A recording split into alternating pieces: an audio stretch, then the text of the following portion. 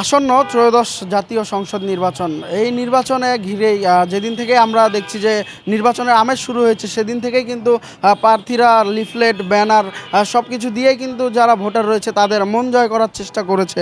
এবং আমরা আরেকটি বিষয় দেখেছি, ঠাকুরগাঁও তিনটি আসন, এই তিনটি আসনেই কিন্তু যারা প্রার্থীরা রয়েছেন সকলেই কিন্তু মাঠ চষে বেরিয়েছেন এবং সকলের দ্বারে প্রান্তে গিয়েছেন।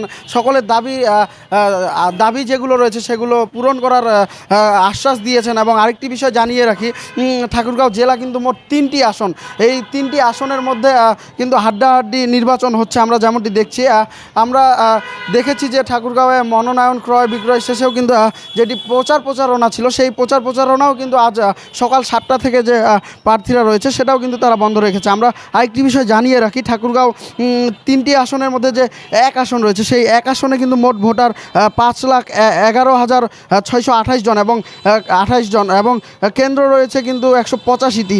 এর মধ্যে পুরুষ ভোটার রয়েছে 2,55,053 জন এবং নারী ভোটার রয়েছে 2,56,551 জন এবং তৃতীয় লিঙ্গের ভোটার রয়েছে কিন্তু 4 জন। এবং ঠাকুরগাঁও যে দুই আসন রয়েছে সেখানে কিন্তু মোট ভোটার 3,40,049 জন এবং এখানকার মোট কেন্দ্র হচ্ছে 104টি এবং এখানকার পুরুষ ভোটার রয়েছে 1,75,232 জন এবং নারী ভোটার কিন্তু রয়েছে 1,64,816 জন এবং তৃতীয় লিঙ্গ রয়েছে একজন।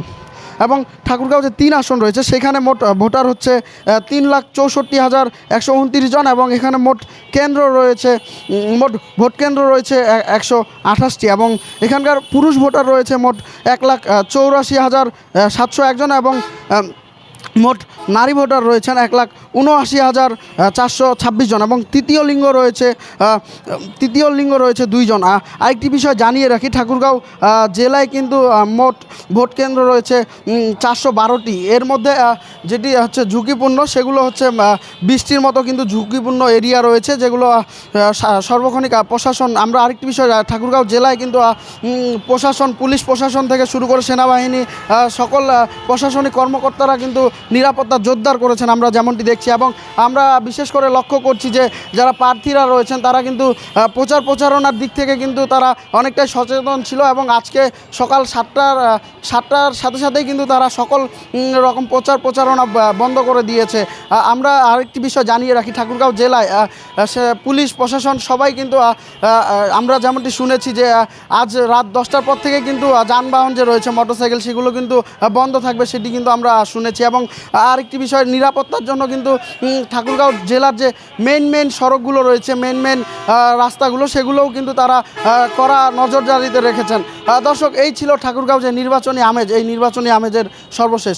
মোহাম্মদ হাবিব, RCTV, ঠাকুরগাঁও।